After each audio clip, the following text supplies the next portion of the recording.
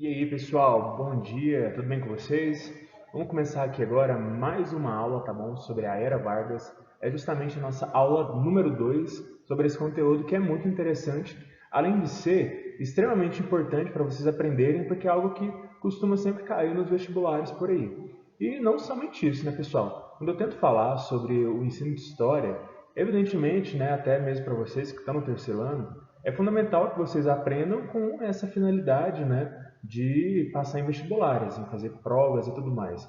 Só que vale lembrar, pessoal, que esse conteúdo de história, assim como os motivos, né, da gente aprender história, está relacionado da gente compreender o nosso passado, entender os passos que foram dados, né, principalmente para a nossa sociedade, no caso a história brasileira, para compreendermos aí, né, o momento em que estamos, a política nacional, né, todos os momentos que passamos, os golpes de Estado, ditaduras, políticas públicas, as diferentes formas de pensar dos governos federais que passaram por aqui, como forma de a gente entender essa trajetória, poder ver, né, dentro desses nuances da história, possibilidades da gente às vezes acabar repetindo alguma coisa de ruim, né? Então esse conhecimento político, esse conhecimento histórico sobre a nossa sociedade é muito importante para a gente nos situar, beleza? É muito importante para a gente como cidadão, é quase como um dever, né? Nós aprendemos sobre isso aqui. Então, quando falamos sobre um momento da história brasileira tão importante quanto a Era Vargas, né, principalmente como sendo um divisor de águas para nós entendermos a política nacional, é realmente necessário que nós, né, começamos a prestar um pouco mais de atenção sobre isso, porque é muito importante, beleza? Por que eu falo que é um divisor de águas? Quando nós, né, olhamos sobre a história da República aqui no Brasil, que é o momento que sucede, né, o fim do Império, né, quando os militares dão um golpe de Estado e acabam o governo de Dom Pedro II, percebemos que o primeiro momento dessa República ela é conhecida como dois nomes, na verdade três nomes, são muitos nomes, como República Velha, ou Primeira República, ou República das Espadas, não é mesmo? Então, quando chega Getúlio Vargas e todas as mudanças que ele vai trazer, tanto para o cenário político quanto para a perspectiva econômica e social do Brasil, nós percebemos que é uma mudança absurda. Tanto é que o momento quando ele entra, né, e toda aquela treta que rolou, é chamada de Revolução de 30, né? E a partir daquilo a República tomou um caminho novo, tá? O Brasil tomou um caminho novo.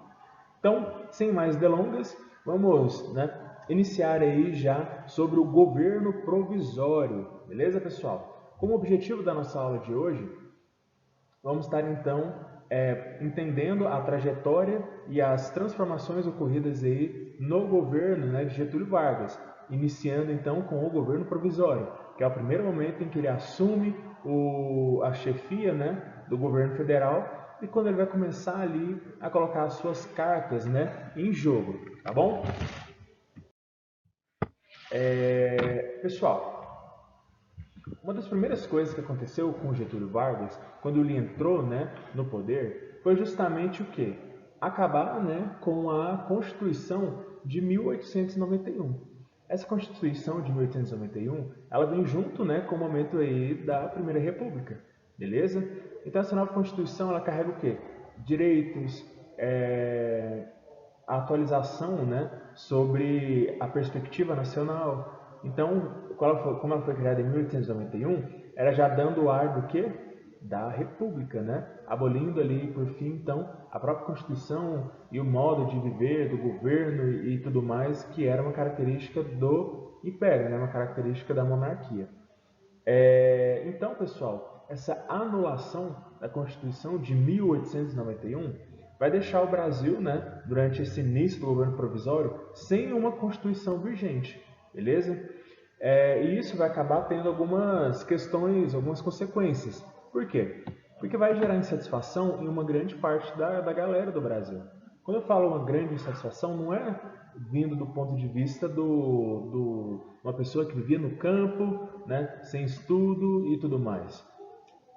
A gente tem que entender que nessa época o Brasil ele era muito centralizado, né, a economia, a urbanização ao sudeste. O que isso significa? Que outros estados como Goiás, Mato Grosso, por exemplo, né, não tinham que tantos recursos e a população aqui também não tinha tanto conhecimento da política assim, tá? Era inclusive, né, uma das heranças aí da monarquia e da Primeira República, uma falta de preocupação, né, uma falta de não se preocupar aí com esses outros estados, beleza? Tudo isso aí vai mudar a partir aí de Getúlio Vargas, beleza? Então veja bem, era necessário, pessoal, formar uma nova Assembleia Constituinte, beleza? Para poder então fazer uma eleição direta ou indireta para poder eleger o novo presidente. Só que nisso, Getúlio Vargas, ele não vai estar a fim de fazer isso naquele momento. Por quê? Quem mais queria, né, do lado de Getúlio Vargas, que essa Assembleia Constituinte fosse formada, eram os liberais constitucionalistas, tá? É uma galerinha aí que apoiou o Getúlio Vargas na época em que ele vai assumir o poder por meio da Revolução de 30. Mas Getúlio, ele já era um cara diferenciado ali, né? O lado ruim também, né, gente? Ele queria o quê? Queria centralizar o poder na sua própria figura, né? E ele tinha o apoio do tenentismo, né? Era um movimento aí, né, meio suspeito, um movimento extremamente nacionalista, com um pezinho ali no fascismo também. Mas vamos lá. Ele queria esse poder somente para ele, né? Centralizado na figura dele. E naquele momento, em 1932, ele não queria fazer uma nova Constituição e nem formar uma Assembleia Constituinte, porque ele ainda tinha receio de quê? Que se ele formasse uma Assembleia Constituinte e ocorresse uma nova eleição, ele tinha, né, aquela preocupação dos antigos oligarcas, né, tradicionais. Ele tinha medo que eles pudessem fazer o quê? Retornassem ao poder, tá bom? Então ele ficou naquele receio ali, né? E retornar ao poder era basicamente retornar aquelas ideias que tinham ali antes da Revolução de 1930, beleza? Então olha só, uma das características, né, que nós vamos perceber aí sobre o governo, né, do Getúlio Vargas nesse momento provisório, olha só que interessante, é chamado de governo provisório, mas dura de 1930 até 1934. Só que nesse meio tempo aí, pessoal, vai rolar muita treta. Por exemplo, quando a gente estava estudando sobre a crise de 29, a gente tinha aquela preocupação sobre o que aconteceu com o Brasil, não é mesmo? Então, olha só, nesse momento, Getúlio Vargas ele vai perceber, né, no início aí do governo provisório, que a economia do Brasil ela era totalmente dependente da monocultura do café. O que isso significa? Significa, pessoal, que mais de 70% do produto que nós exportávamos para fora do país, né, era o café. Então, quando ocorreu a crise de 29 e o principal parceiro econômico do Brasil que consumia o café era os Estados Unidos, eles estavam em crise, o que ia acontecer? Os Estados Unidos não estavam nem conseguindo exportar, quem dirá importar muitos produtos, né? Então, nessa situação, o que ocorre? O Brasil, né, tinha uma enorme aí produção de café e não conseguia vender esse produto por conta da crise de 29, né? Então, o momento, né, o Brasil se viu num impasse, numa crise muito grande, porque não tinha nenhum outro recurso naquele momento a se colocar como principal, né, produto para ser vendido caso o café não desse certo. O café, em outros termos, era o primeiro, segundo e terceiro plano, tá bom? Então, naquele momento, né, todos os produtores, né, haviam produzido em grande quantidade, né, porque eles sempre vendiam muito. E a lógica do capitalismo é sempre produzir e no outro ano, no mesmo dia, tem que ter produzido mais ainda, porque a lógica é sempre aumentar os ganhos e os lucros e tudo mais. Só que isso não aconteceu, né? Em 1930 aí, a situação estava feia por conta da crise de 29, causada pela queda da Bolsa de Valores. Então, nisso, os produtores aqui no Brasil estavam bastante desanimados. E o que ele vai fazer, Getúlio Vargas? Ele vai mandar queimar, tá, todo aquele café e vai fazer uma espécie de... Ele vai comprar, na verdade. Getúlio Vargas vai comprar o café de todos os produtores ali, né? E vai queimar ele. Então, os produtores, né, que antes não conseguiam vender o seu café, ele vai receber um dinheiro do governo federal pelo café para poder animar, né, a produção, né, e o plantio para a próxima temporada ali. Então, o que ele fez? Né? Ele emprestou, né, ele fez um investimento aí com o governo federal, comprou o café da galera, queimou depois, né, para não ser vendido, comercializado, e o pessoal, então, os produtores de café ganharam dinheiro e continuaram o quê? Investindo aí para o próximo ano. Só que nisso, né, Getúlio Vargas ele vai ter uma ideia de que, pô, né, o Brasil, né, um país como o nosso, não pode depender somente da exportação, da monocultura do café. Então, o que vamos fazer? Começar a industrializar o Brasil. Só que antes dessa industrialização de fato acontecer, vamos precisar entender um pouco do governo dele, tá? Teve como características, pessoal, a dissolução, né, o fechamento do Congresso. Então, cada vez mais ele deixava o poder na mão dele, tá? Isso porque ele queria uma nova política ausente, né, da antiga política vigente, das oligarquias, né? Então, além, né, de fechar o Congresso, ele também vai fechar todas as assembleias estaduais e legislativas, né, tanto em âmbito municipal quanto estadual. Então, né, ele vai pensar, pô, toda essa política nacional aqui ela tá suja, né, meio que infectada aí, né, por essa herança que nós temos aí da Primeira República. Então ele vai tipo fechar tudo, acabar com tudo, mandar todo mundo embora e já era. E quanto, né, aos governadores, ele vai ter uma outra atitude, né? Ele vai mandar aqueles caras tudo fora, quem não apoiava o governo dele, né? E vai estabelecer quem? Vai estabelecer interventores, tá bom? No caso de Goiás também aconteceu isso, pessoal. E uma das pessoas, né, interventoras aí, que foi colocada nominalmente pelo próprio Getúlio Vargas, foi o Pedro Ludovico Teixeira, que inclusive era um cara extremamente aí, apaixonado pelo Getúlio Vargas, viu? Eles têm uma relação muito próxima, que inclusive vai transformar muito Goiás. É um dos assuntos que nós vamos trabalhar, tá bom? Nesse momento aí da Era Vargas também, mas quando nós localizarmos mais Goiás dentro dessa treta toda, beleza? Então, olha só, ele então, né, vai fazer uma dissolução do Congresso Nacional, das Assembleias Legislativas e de âmbito estadual e municipal e vai começar a colocar quem? Vai começar a colocar os interventores, né, que eram pessoas que ele escolhiam dentro dos cargos políticos, tá bom? Todos eles, né, nomeados pelo próprio Getúlio Vargas. Pessoal, até, né, que vai vai fazendo muita treta, só que nisso tudo ele vai arrumando muito problema. Por quê? Porque ele está, né, mexendo com muita gente na política ali e criando, né, uma treta com o pessoal de São Paulo, principalmente. Lembra que tudo isso aí começou, né, porque São Paulo descumpriu o tratado que eles tinham, né, com Minas Gerais, houve a formação da Aliança Liberal e tal, e etc. Eu sei que esse conteúdo está muito quentinho na cabeça de vocês ainda. Então veja só, São Paulo vai ficar muito grilado. Por quê? Porque não tem Constituição, não tem eleição, né? Não tem nada disso. Acabou então que Getúlio Vargas vai começar a fazer algumas mudanças aí para poder agradar e acalmar um pouco os paulistas. Vai ser no caso, né, das mudanças eleitorais em cima do Código Eleitoral. O que esse Código Eleitoral de 1932 tinha? Ele tinha a criação de uma justiça eleitoral, que é essa que nós temos até hoje aí, a adoção do voto secreto, tá? Antes o voto ele era, né, não era secreto.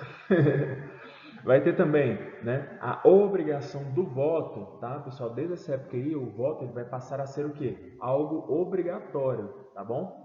E vai ter também, pessoal, uma coisa que é muito, muito, muito interessante mesmo.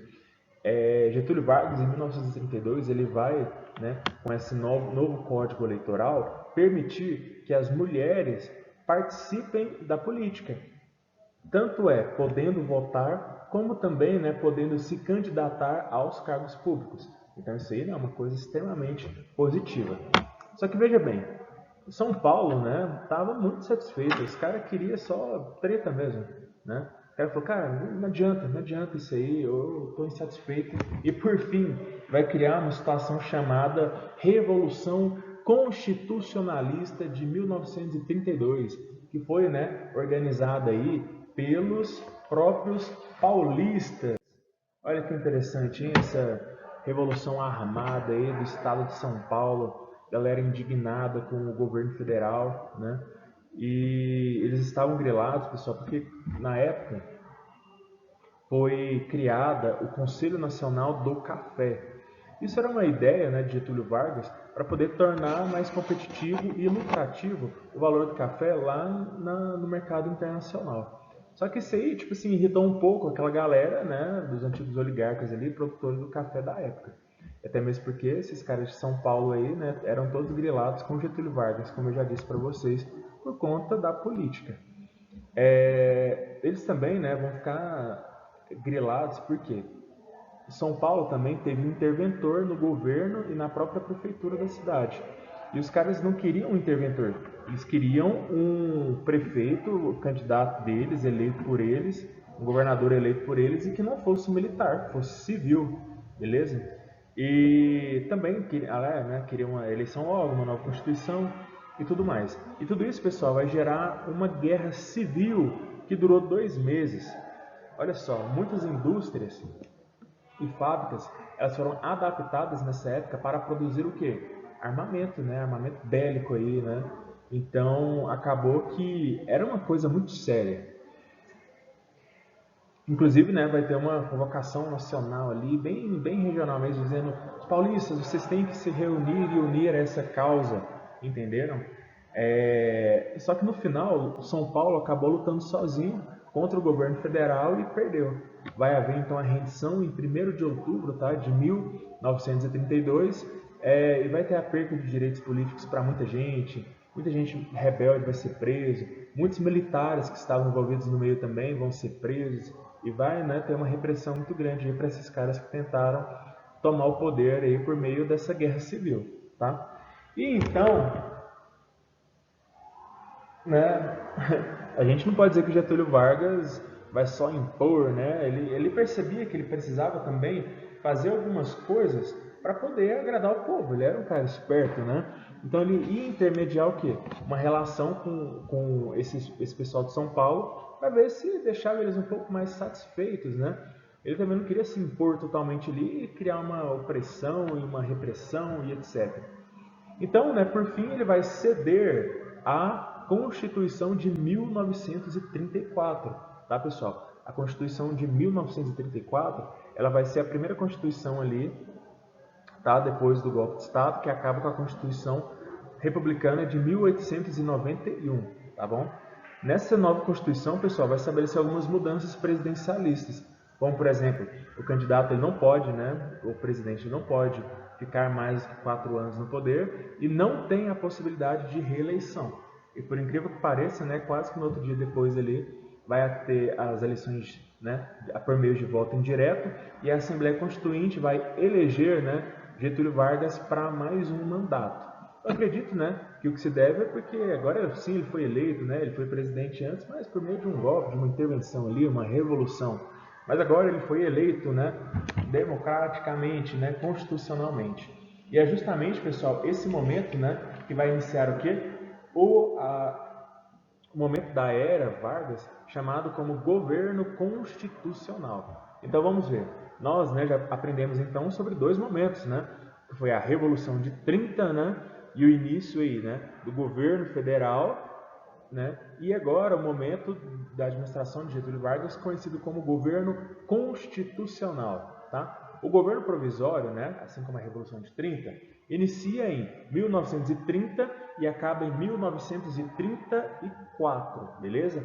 Agora, o governo constitucional, ele começa em 1934 e acaba em 1937, beleza, gente? Depois desse momento, né, que é da próxima aula, vai iniciar então o momento chamado aí, né, da Era Vargas de Estado Novo, beleza? Que já é bem mais autoritário, já tem uma pegada de ditadura mesmo, beleza? E também um diálogo aí com o fascismo, algo que vai aproximar próprio Getúlio Vargas aí de um pensamento como o de Mussolini e até mesmo de Hitler, viu, gente? Então é isso, tá? As principais anotações aí, façam, gente, porque esse aqui é o conteúdo que vai cair também, tá? Na sua prova de bloco, desse bloco 2 no simulado, beleza? E, né, se for ter outro tipo de avaliação também, beleza? Lembrem, pessoal, não é somente aprender isso aqui para vestibular, é aprender sobre a nossa história, tá bom? Eu não sei qual que é a pretensão de vocês, mas eu sei que vocês têm certas ambições, não é mesmo? Então tentem aprender isso aqui porque engrandece, tá? Engrandece vocês enquanto brasileiro, engrandece vocês enquanto cidadão, engrandece vocês enquanto pessoa. Porque eu sempre digo, o estudo, aquilo que você tem na sua cabeça, é algo que ninguém jamais pode tirar de vocês, beleza? Então é isso aí, muito obrigado. Não esqueçam, tá, de comentar no vídeo o nome de vocês e tá tudo bem. Até mais!